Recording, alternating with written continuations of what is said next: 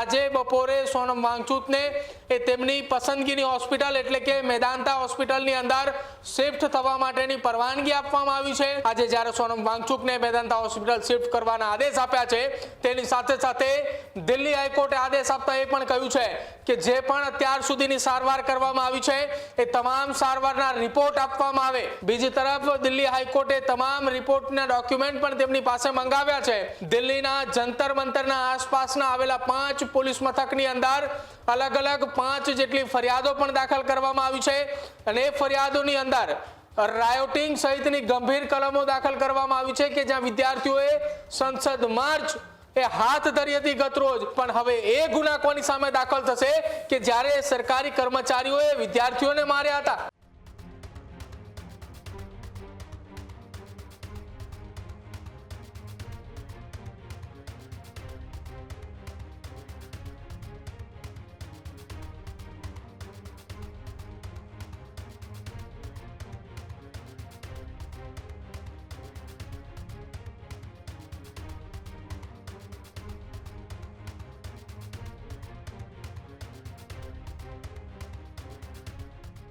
દિલ્હી હાઈકોર્ટનો એ મોટો અત્યારે આદેશ જોવા મળી રહ્યો છે। દિલ્હી હાઈકોર્ટથી આંદોલનકારી માટે આવ્યા મોટા સમાચાર। સોનમ વાંગચુકને મેદાંતા હોસ્પિટલમાં શિફ્ટ કરવાની મંજૂરી આપી દેવામાં આવી છે। દિલ્હી હાઈકોર્ટ સફદરજંગ હોસ્પિટલમાંથી મેદાંતા હોસ્પિટલ લઈ જવાની મંજૂરી આપી છે। સોનમ વાંગચુકના તમામ મેડિકલ રિપોર્ટ મેદાંતાને પણ સોંપાશે। મેદાંતા હોસ્પિટલમાં ડોક્ટરોની વિશેષ પેનલ એ સારવારની દેખરેખ રાખશે। ત્યારે 18 જુલાઈએ દિલ્હી પોલીસે જંતર મંતર પરથી સોનમ વાંગચુકને એ સફદરજંગ હોસ્પિટલ ખાતે ખસેડ્યા હતા। ત્યારે કોકરોચ જનતા પાર્ટીના સંસદ માર્ચ બાદ એ પોલીસની મોટી કાર્યવાહી પણ જોવા મળી હતી। દિલ્હીમાં સંસદ માર્ચમાં હિંસા મામલે કુલ 5 FIR પણ નોંધાઈ છે। રમખાણ, સરકારી સંપત્તિને નુકસાન અને હુમલાની ગંભીર કલમો પણ લાગુ કરવામાં આવી છે। ત્યારે સંસદ માર્ગ, બારાખંભાગ અને કનોટ પ્લેસ પોલીસ સ્ટેશનમાં આ તમામ કેસો નોંધાયા છે।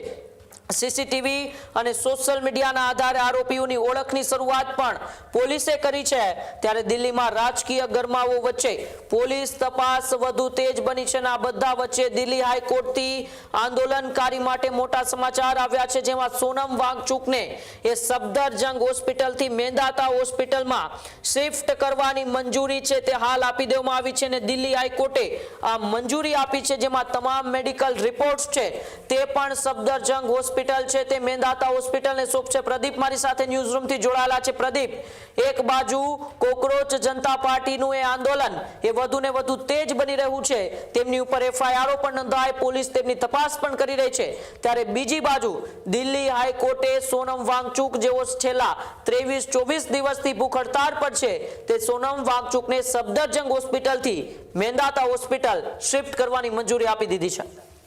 બિલકુલ ઉમંગ, હજારો લાખો કરોડો વિદ્યાર્થીઓની આશા જે વ્યક્તિ સાથે એ જોડાયેલી છે, એ વ્યક્તિ એ બીજું કોઈ જ નહીં પરંતુ સોનમ વાંગચુક છે। સતત 23 દિવસથી ઉપવાસ પર બેઠેલા સોનમ વાંગચુકને 3 દિવસ પહેલા દિલ્હી પોલીસે SRFની અને સાથે જ RFની ટીમ મળી જે જંતર મંતર પરથી ઉઠાવીને સફદરજંગ હોસ્પિટલ જે લઈ જવામાં આવ્યા હતા એ હોસ્પિટલ ખાતે તેમની મંજૂરી વગર તેમને રાખવામાં આવ્યા હતા। ત્યારબાદ આખી આ ઘટનાનો મામલો દિલ્હી હાઈકોર્ટ પહોંચે છે। દિલ્હી હાઈકોર્ટની અંદર સોનમ વાંગચુકના પત્ની પણ ત્યાં જઈને કહે છે કે અમારી પરવાનગી વગર તેમને કોઈ પણ પ્રકારની દવા ન આપવામાં આવે, તેમના કોઈ પણ પ્રકારના રિપોર્ટ ન કરવામાં આવે। જો કે આ તમામ નિયમો એક તરફ મૂકી અને હોસ્પિટલ તંત્ર દ્વારા સોનમ વાંગચુકની સારવાર હાથ ધરવામાં આવી હતી। જો કે દિલ્હી હાઈકોર્ટની અંદર આખી આ ઘટના મામલે સતત 3 દિવસથી ડે ટુ ડે સુનાવણી ચાલી રહી છે અને ડે ટુ ડે સુનાવણી અંતર્ગત આજે બપોરે સોનમ વાંગચુકને એ તેમની પસંદગીની હોસ્પિટલ એટલે કે મેદાંતા હોસ્પિટલની અંદર શિફ્ટ થવા માટેની પરવાનગી આપવામાં આવી છે। હજુ પણ સોનમ વાંગચુકના ઉપવાસ ચાલુ છે અને જે આશાએ લાખો વિદ્યાર્થીઓને હતી જે દેશભરની અંદરથી જંતર મંતરના ગ્રાઉન્ડ પર પહોંચ્યા હતા એક આશા સાથે કે સોનમ વાંગચુક એ મંચ પર બેઠા છે, ક્યાંક અમને ન્યાય અપાવશે। જે વિદ્યાર્થીઓએ પોતાનો જીવ ગુમાવ્યો છે નેટની પરીક્ષાના પેપર લીક બાદ, એ વિદ્યાર્થીઓના પરિવારના સભ્યો પણ સતત 1 મહિનાથી એ મંચ પાસે બેઠા છે અને તમામ લોકોની એક આશા એ સોનમ વાંગચુક સાથે જોડાયેલી હતી. આજે જ્યારે સોનમ વાંગચુકને મેદાંતા હોસ્પિટલ શિફ્ટ કરવાના આદેશ આપ્યા છે, તેની સાથે સાથે દિલ્હી હાઈકોર્ટે આદેશ આપતા એ પણ કહ્યું છે કે જે પણ અત્યાર સુધીની સારવાર કરવામાં આવી છે એ તમામ સારવારના રિપોર્ટ આપવામાં આવે. એક પણ રિપોર્ટ અથવા એક પણ કાગળ એવું ના બને કે મેદાંતા હોસ્પિટલ સુધી ન પહોંચે.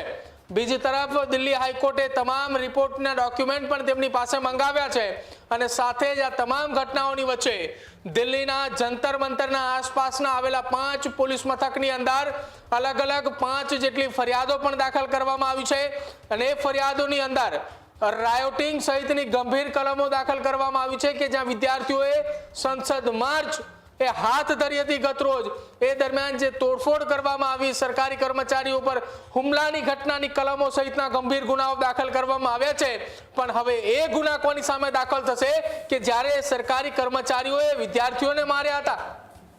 રાહુલ ગાંધી અને પ્રિયંકા ગાંધી આરએમએલ હોસ્પિટલ ખાતે પહોંચ્યા હતા આજે સવારે કે જ્યાં વિદ્યાર્થીઓ દાખલ કરવામાં આવ્યા છે.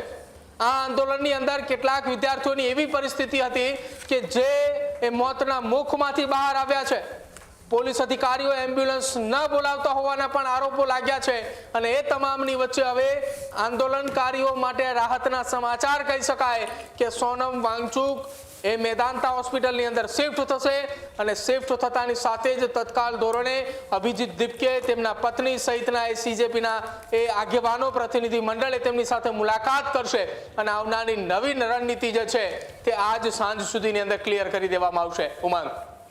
જી બિલકુલ, આભાર પ્રદીપ અમારી સાથે જોડવા બદલ અને માહિતી બદલ. ખેડૂત ભાઈઓ છે ખેતરમાં ડ્રોન ઉડાવતા હોય છે ત્યારે આપણે એક પ્રશ્ન સતાવતો હોય છે કે જે આપણે અત્યાર સુધી જીપીએસ ટેકનોલોજી વાળા ડ્રોન વાપર્યા છે, જેથી કરીને મોબાઈલ ટાવર છે અથવા તો હાઈ ટેન્શન લાઈન પસાર થતી હોય, કોઈ વૃક્ષો હોય, ત્યારે જે જીપીએસ ટેકનોલોજી વાળા ડ્રોન છે એમાં ટકરાય અને ટ્રેસ થાય છે. પણ એગ્રીવન લાવ્યું છે જીએનએસએસ ટેકનોલોજી ડ્રોન, જેથી કરીને એ ડ્રોન છે એ કોઈ જગ્યાએ ટકરાય નહીં, પોતાની રીતે જ ડિસિઝન લે છે અને મૂવ થઈ જાય છે, જેથી કરીને જીએનએસએસ ટેકનોલોજી ડ્રોન છે એ વાપરવાનો આગ્રહ રાખો.